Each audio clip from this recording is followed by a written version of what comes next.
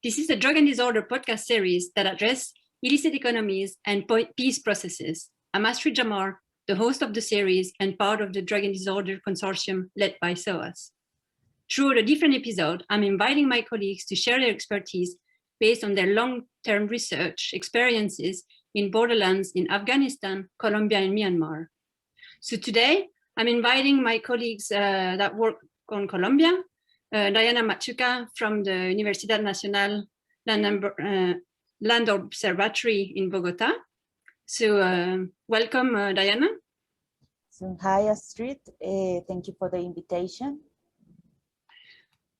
And we have Dr. Francis Thomson, who is my colleague based in Belfast, who is also a researcher within the SOAS team at the University of London. Hi. Hello, everyone. Great, thank you. So I'll go with my first question to you, Diana. So could you tell us a bit more about what are some of the power dynamics between negotiating parties, and how have those power constellations affected the approach to illicit economies within the formal peace process? Well, I think in our work during this project, we have mapped different actors that are really important and that have intervened in the anti-drug policy. I think we have characterized three of them. The first one is the national agencies really close to the executive branch of our political power public. And the second one, of course, is the USA government, some of its agencies. Our anti-drug policies measures have depended on the orientation of these US agencies. And I think the third one is our national police throughout the anti-narcotic division. So these three actors have played an important role defining the anti-drug policy, the measures, especially the definitions of of forced eradication measures, in the moment aerial spraying with glyphosate, but also some alternative development programs. I think the peace agreement tried to change this balance of power. It introduces new actors to this discussion.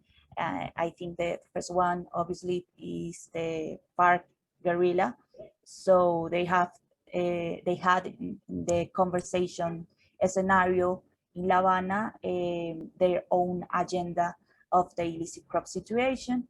But I think the peace agreement also introduced in a really strong way, and it strengthened the coca growers organization in this discussion.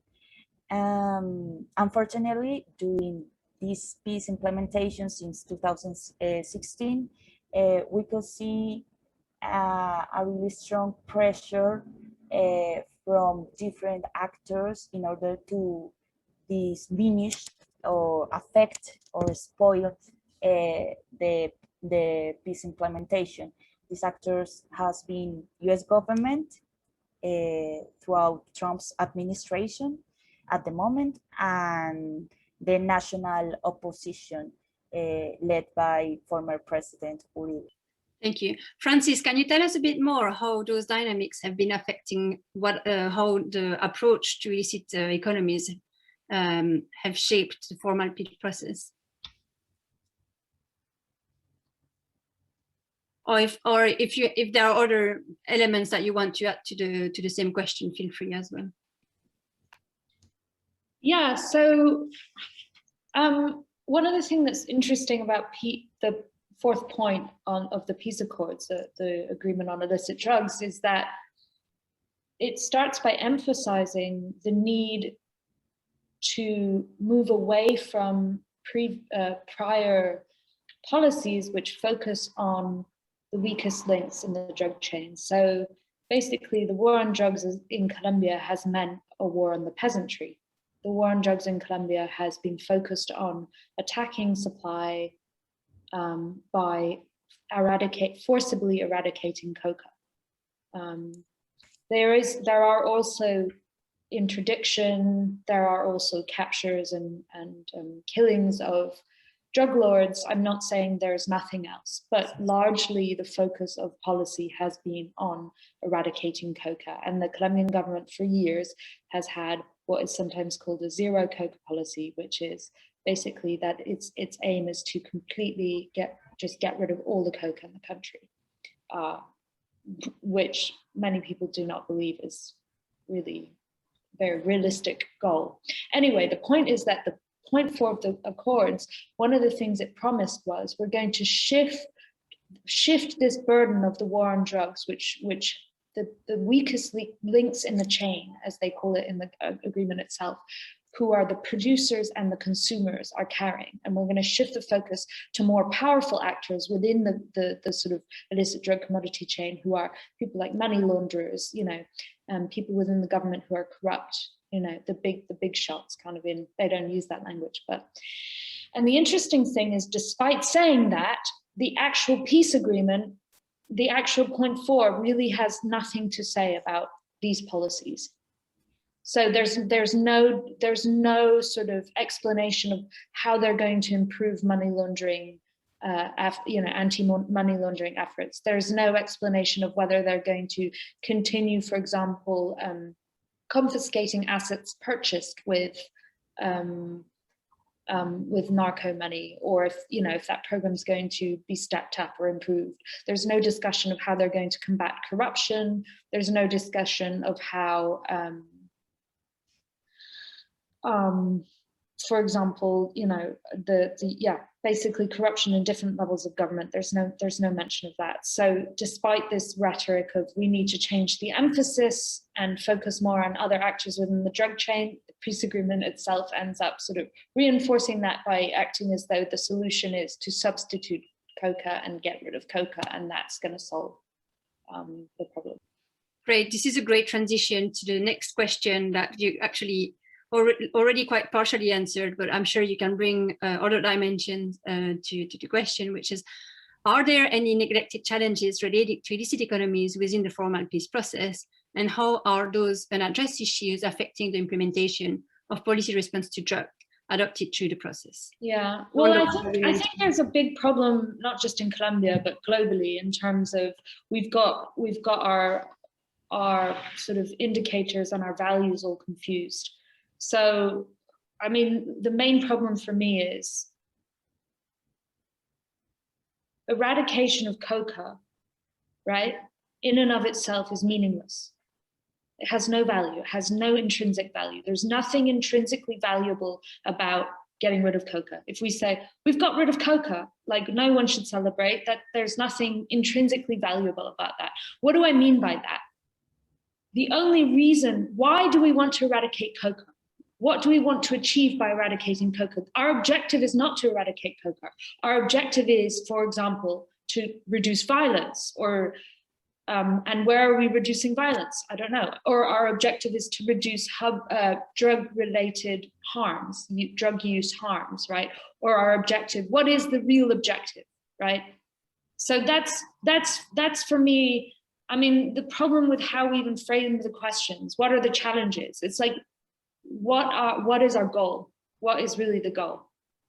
So assuming the goal is reducing violence or reducing drug-related harms, or ensuring that people in rural areas have have better livelihoods and have a better relationship with the state, then there's tons of challenges. I don't know how else to frame it, but I think what is the challenge? Is the challenge really getting rid of coca? I don't think that's the challenge. I think the challenge is things are intrinsically valuable, not things that are instrumentally valuable. Great. This is a great insight. Do you have anything to add to this, Diana? I mean, I think in addition to what Frances has said about how these laundry commitments and corruption or anti-corruption measures that were agreed in the point 4 of the peace agreement, I think the greatest advance, ironically, in the point 4 the peace agreement is the substitution program, the PENIS. And I said ironically because the PENIS has had a lot of difficulties, obstacles to accomplish an adequate and an appropriate implementation. So I think we could see some advances in some aspects of the substitution program derived from the peace agreement. I think some commitments related to the payments to the families who were involved in the coca eradication commitments who actually eradicate voluntarily their coca crops, but with some other issues. But there were some other elements really important for the PENIS implementation that have been totally neglected. I really like to highlight, for example, the differential criminal treatment in the peace agreement.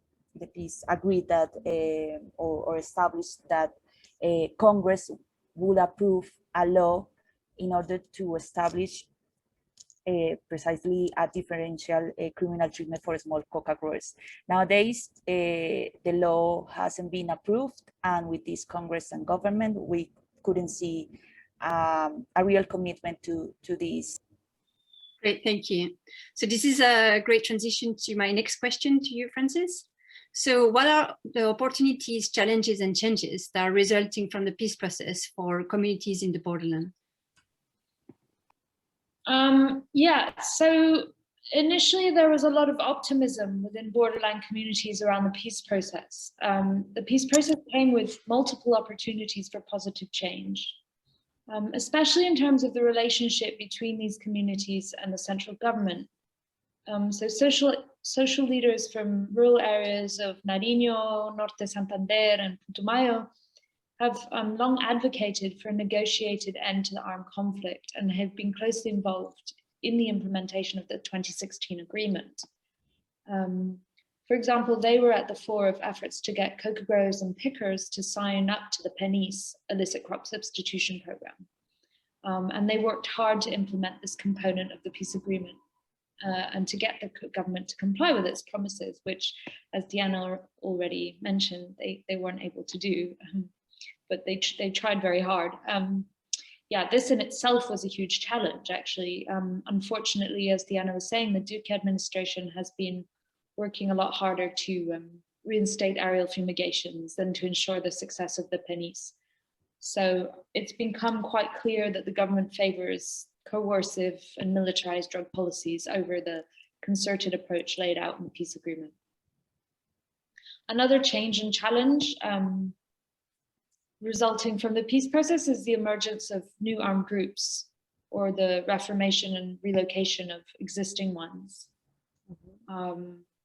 Interviewees in Putumayo explained to us that they understood the FARC-EP, how they operate, how to talk to them, how to negotiate with them. In contrast, they were unsure about the nature of the new groups that were taking their place, whether it was safe to approach them, for example, to make a petition, to ask them for something. More broadly, they've been facing an intensification of violence over the last couple of years, as have communities in Nariño and Norte de Santander. So the initial optimism surrounding the peace agreement has been fading, and unfortunately so have the associated opportunities. I noticed quite a lot of disillusionment among community organizers and social leaders. It's probably hard for them to know what to do next and how to keep hope alive. That seems like the biggest challenge to me. They spent years trying to get the government and the FARC to sit down and talk. And then they fought really hard to make sure the negotiations led to a decent peace agreement. And then they worked like crazy to ensure its implementation. But despite their best efforts, the peace process isn't leading to the positive changes so many people had imagined. So what should their next move be? I think that's a very difficult question. Thanks, this is a great answer and very interesting. Diana, do you have any, does your work on your field sites bring different elements or same ones to this question? Yeah, I think I would like to focus on the opportunities, because Francis has, I think, has identified the main challenges of this peace process. I think, as Francis said, people are now aware about the costs and the affectation of forced eradication, especially of aerial spraying. And in this scenario where the government wants to return to the aerial spraying policies, I think people in the territories where are the coca crops, or these territories where the government tries to do the aerial spraying again, are not willing to accept this policy again. So I think during this national strike scenario that we have been living for the last 2 months, people in the territories are organized, and they're clearly in their agendas have proposed and has said no to the return to the aerial spraying. So I think before the peace agreement, this rejection against aerial spraying was not as strong as we can see it today. So I think that is a great opportunity. And I think people now are trying to defend the peace implementation, the substitution program. So I think this is a really great opportunity to change the illicit crops narrative and trajectory, but also to defend the peace process. I think it is a great opportunity. Thank you. So I have a last question for you, Diana. How have the previous development and counter-narcotic policies shaped how peace is envisioned or articulated within and beyond the process, the peace process? Yes, I think the peace process try to change essential elements of the anti-drug policy, and it tries to generate important changes. Basically, I think the one of the most important changes was establish the substitution program of the substitution measure as the main strategies to fight illicit crops, or to face these illicit economies. And it tries to put forced eradication in a second level, or in a secondary way. Well, I think one of the obvious legacies of this past anti-drug policy is the still importance of the forced eradication measure. So in these 5 years of implementation of the peace agreement, the substitution program has been never the main strategy in the implementation process. So we, since the beginning in 2017, we could see this coordination process between forced eradication, manual forced eradication, because at the moment aerial spraying was suspended and still suspended, and the efforts to implement the substitution program. So I think even the peace agreement clearly established this hierarchy between those strategies. The legacies are strong, and this anti-narcotic narrative and the place or the role that have played the national police around the forced eradication measures try to avoid the substitution program. So I think this coordination has been affected and has spoiled the peace implementation. I think that is one of the most important legacies and affectation of the peace agreement. And perhaps I would also like to highlight at the beginning of the program, some state agencies really close to the peace agreement implementation tried to change the narrative to give a different treatment to the small coca growers. I think coca growers organizations try to establish some dialogue, some talks with these state agencies. But with the transition from Santos to Duque government, I think this relationship has been broken, and now we couldn't see this relationship, this harmony between the coca growers organization and the government. So the criminalization view about the coca growers still remain in this official government discourse. Maybe can I ask you, Francis, to comment a bit more, like if from your field work there is any specific demands that continue to emerge, and like how it would, like, you know, how it could encourage us by looking at borderlands communities on what peace means to them, and how we can understand peace from their perspective.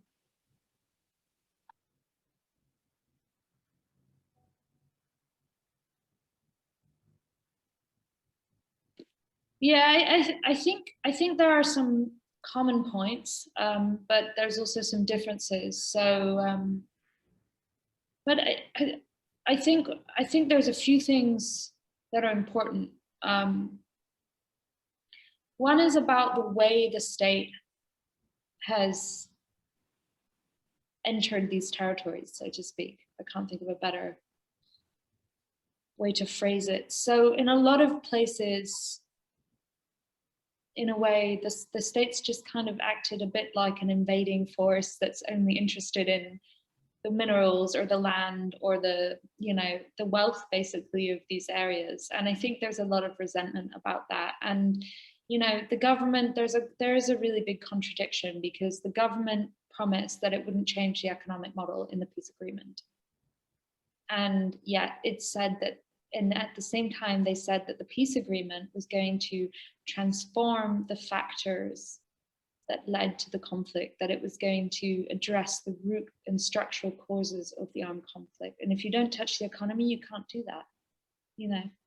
And so I mean, I had a hard time, because of course I wanted the FARC to, well, not of course, I shouldn't say that, it's not an obvious thing, but what I'm saying is I wanted the peace agreement to go ahead. You know, I supported the peace process, but at the same time, I have a very critical view of it, which some people don't share. And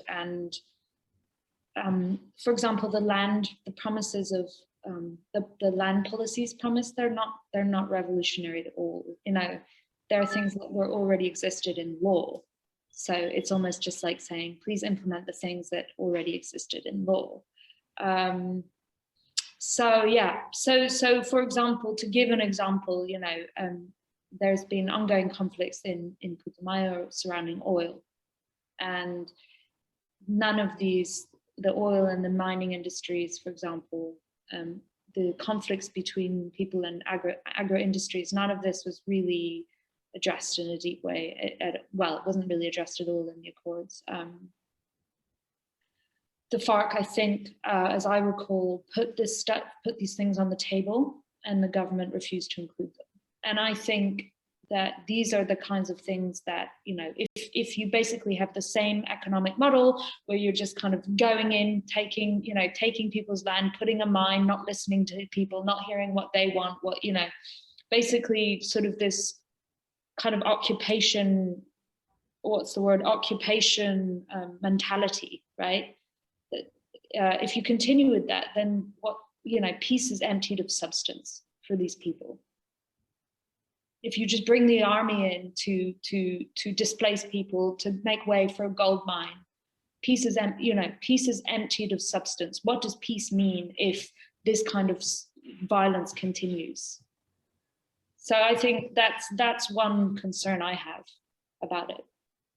And I think that's something that the communities themselves, people themselves have emphasized. Mm-hmm. Yeah, it's very interesting and very worrying at the same time, I guess.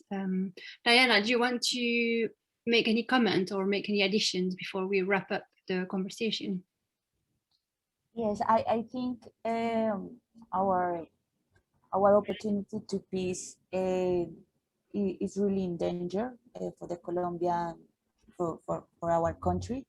Unfortunately, I think we could do it better in the implementation process. I think several actors, not only the government, the executive branch,